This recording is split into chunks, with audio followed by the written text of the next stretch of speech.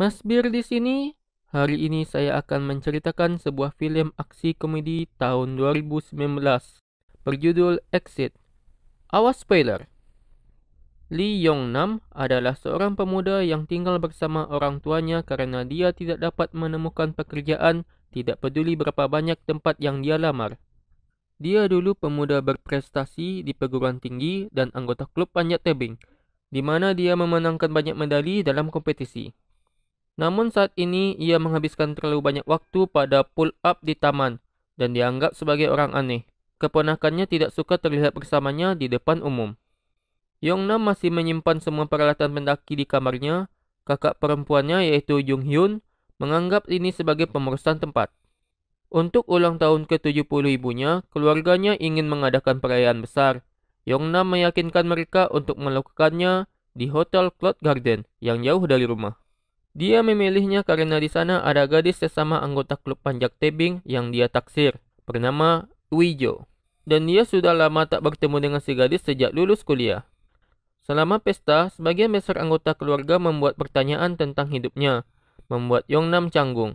Dan ketika dia akhirnya bertemu dengan Uijo, segalanya menjadi lebih canggung. Mereka meninggalkan ruangan untuk berbicara berdua. Uijo mengungkapkan dirinya terkejut karena Yongnam bersedia untuk mengobrol. Karena Uijo berpikir Yongnam telah menghindarinya sejak dirinya menolak pernyataan cinta Yongnam beberapa tahun lalu.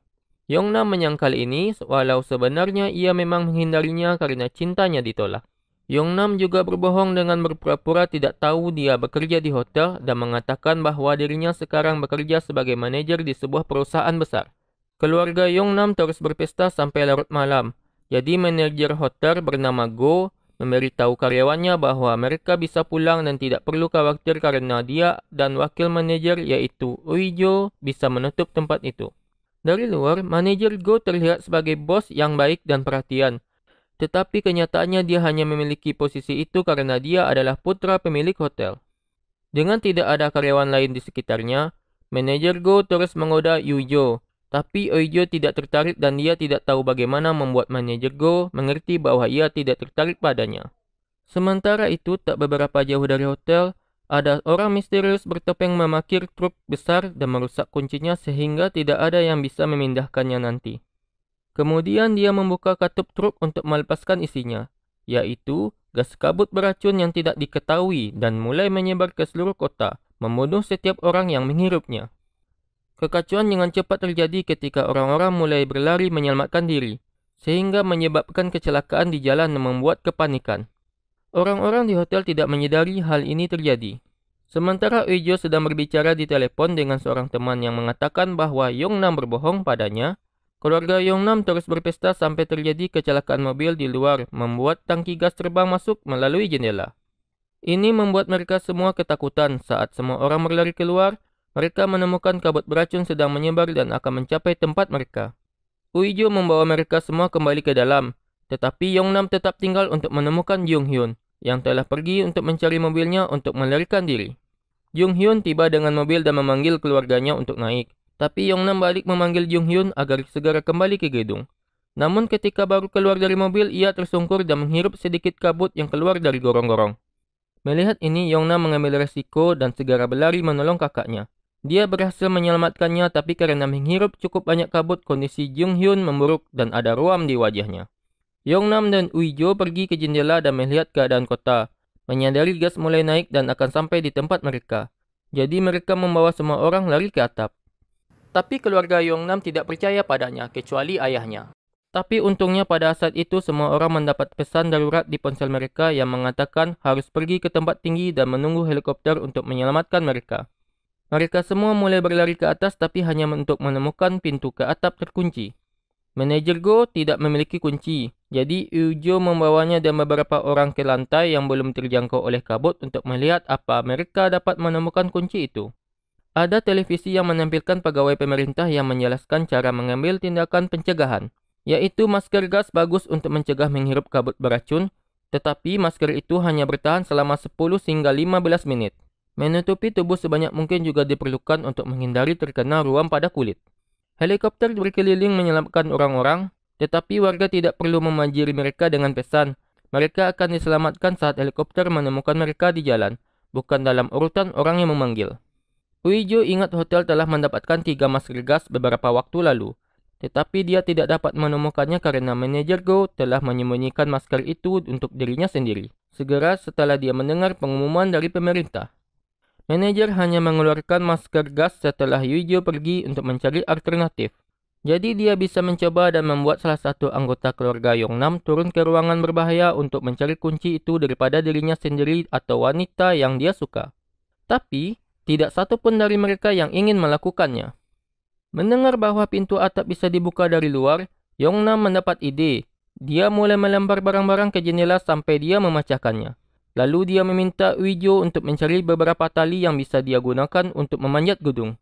Uijo memberinya tali bersama dengan kail dan kapur untuk tangannya. Salah satu keluarga Yongnam mengetahui tindakannya dan segera memberitahu anggota keluarga lain. Mendengar ini, keluarga Yongnam segera pergi memintanya untuk tidak melakukan hal gila. Tapi Yongnam mengabaikan kekhawatiran keluarganya dan langsung berlari melompat ke atap gedung sebelah. Dia mencapai pagar dan tergelincir, tapi untungnya dia berhasil bertahan dan naik kembali. Setelah mempelajari gedung Hotel Cloud Garden dan menemukan titik cengkraman yang baik, Yongnam mengikat tali ke atap tempat dia berdiri dan melompat kembali ke hotel, menahan dirinya di berbagai pijakan dan dekorasi dinding. Di saat yang sama, salah satu kerabatnya merekam aksinya supaya seluruh keluarga dapat menonton di ponsel mereka. Setelah memanjat dari celah-celah gedung, Yongnam menemukan tidak dapat melanjutkan memanjat karena talinya terlalu pendek dan menahannya. Jadi dia mengambil resiko dan melepaskan tali itu yang berarti dia tidak akan selamat jika terjatuh sekarang. Yongnam terus naik, dan saat akan melakukan lompatan berbahaya ke patung kepala singa, ia mengingat masa kuliahnya. Lompatan Yongnam mencapai patung. Tapi salah satu taring patung patah, tapi Yongnam bertahan dengan taring satunya lagi dan berhasil naik ke atap. Tanpa membuang waktu, dia bergegas membuka pintu dan membiarkan keluarganya sampai di atap. Membuat ibunya khawatir tentang kemungkinan ia cedera dan ayahnya menegurnya karena menempatkan dirinya dalam bahaya. Mereka melihat ada helikopter dan mencoba untuk mendapatkan perhatian helikopter tersebut, tetapi mereka tidak terlihat. Jadi Uijo memutuskan untuk mencoba sesuatu dengan ponsel mereka. Dia membuat keluarga membentuk H dan membuka tutup layar ponsel mereka untuk mengirim sinyal SOS. Berharap helikopter berikutnya akan melihat lampu berkedip. Sementara itu, berita mengungkap cerita di balik pria yang melepaskan gas berkabut adalah seorang ilmuwan dan satu pendiri laboratorium yang kehilangan akal setelah dipecat dari perusahaannya sendiri oleh para eksekutif. Gas bertahan lama bahkan dalam jumlah kecil dan dapat menyebar dengan kecepatan yang sangat cepat. Keluarga Yongnam terus melakukan pertunjukan lampu dengan ponsel mereka tetapi tidak berhasil. Jadi dua sepupu membawa mikrofon karaoke dan speaker untuk melihat apakah mereka dapat didengar. Uijo membuat papan nama Hotel Cloud Garden berkedip dan akhirnya mendapatkan perhatian helikopter. Para penyelamat mengizinkan seluruh keluarga untuk naik, tapi satu orang harus tinggal karena batas berat. Uijo memutuskan untuk tinggal. Melihat ini, Yongnam memilih tinggal bersamanya dan bersama-sama menyaksikan helikopter terbang menjauh sambil menangis. BTW, si manajer egois bersembunyi di antara keluarga Yongnam, jadi dia selamat. Yongnam berjanji pada Uijo bahwa dia akan mendapatkan pekerjaan yang baik setelah semua ini selesai. Lalu mereka terus berusaha untuk mendapatkan perhatian dari berbagai helikopter tetapi tidak berhasil. Melihat gas kabut meningkat di dalam gedung, mereka membuat rencana untuk meninggalkan tempat itu. Mereka mengenakan masker gas yang telah disembunyikan manajer Go tadi dan menutupi seluruh tubuh mereka dengan kantong plastik dan sarung tangan. Lalu mereka memasukkan tali dan kapur sebanyak mungkin ke dalam tas sebelum mereka pergi ke jalan untuk mencari bantuan. Tidak ada seorang pun di jalan dan batas oksigen masker akan segera berakhir. Jadi mereka memasuki gedung secara acak dan menaik ke atap, hanya untuk menemukan bahwa gas telah tiba di sana juga. Yongnam mengganti oksigennya dengan yang terakhir dan turun ke stasiun kereta bawah tanah untuk mendapatkan yang baru dari kereta. Sedangkan Uijo naik ke tempatnya lebih tinggi dan mengambil resiko melepas sarung tangannya dan oksigennya mulai habis. Tapi untung saja Yongnam kembali dengan oksigen baru. Uijo sempat marah-marah padanya karena mengira telah ditinggalkan, tapi segera minta maaf setelah menyadari Yongnam pergi mencari oksigen demi dirinya.